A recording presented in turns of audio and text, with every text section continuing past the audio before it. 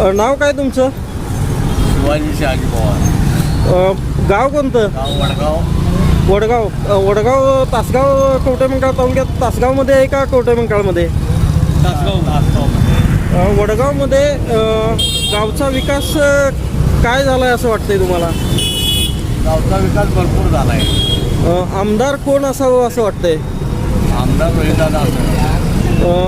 दोन्ही जे नेते आहेत एकामेकाच्या विरुद्ध आहेत याविषयी काय सांगाल? म्हणजे नाही तसं काही सांगता येणार नाही.